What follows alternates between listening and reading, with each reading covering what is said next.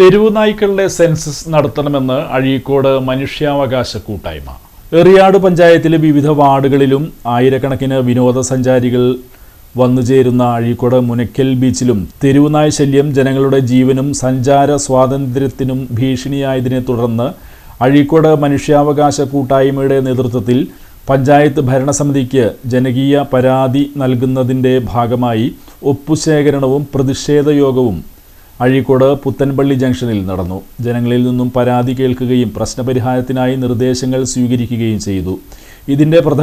ഇതിൽ പ്രധാന നിർദ്ദേശമായി വന്നത് എല്ലാ തദ്ദേശ സ്വയംഭരണ സ്ഥാപനങ്ങളിലും തെരുവുനായ്ക്കളുടെ ഡാറ്റ ശേഖരിക്കുന്നതിന് തെരുവുനായ് സെൻസസ് നടത്തുവാൻ സർക്കാർ തയ്യാറാകണമെന്നും ഓരോ പഞ്ചായത്തിലെയും തെരുവുനായ്ക്കളുടെയും മറ്റ് നായ്ക്കളുടെയും വിവരങ്ങൾ സെൻസസിലൂടെ ശാസ്ത്രീയമായി കണ്ടെത്തി അതാത് തദ്ദേശ സ്വയംഭരണ സ്ഥാപനങ്ങളിൽ സൂക്ഷിക്കുകയും തെരുവുനായ് ശല്യം പരിഹരിക്കുന്നതിനു വേണ്ടിയുള്ള പദ്ധതികൾ ആസൂത്രണം ചെയ്യണമെന്നും യോഗം ആവശ്യപ്പെട്ടു.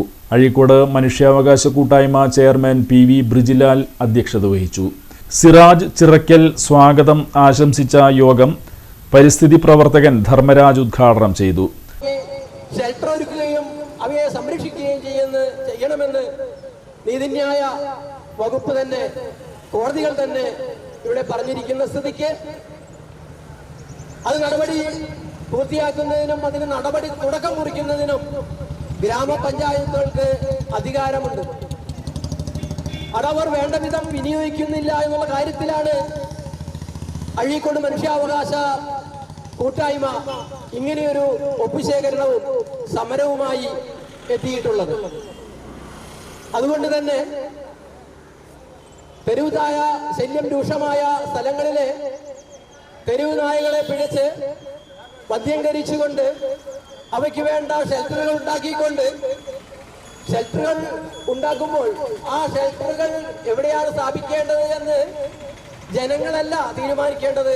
അത് അതാതിടത്തെ ഭരണകൂടമാണ് സ്വീകരിക്കേണ്ടത്.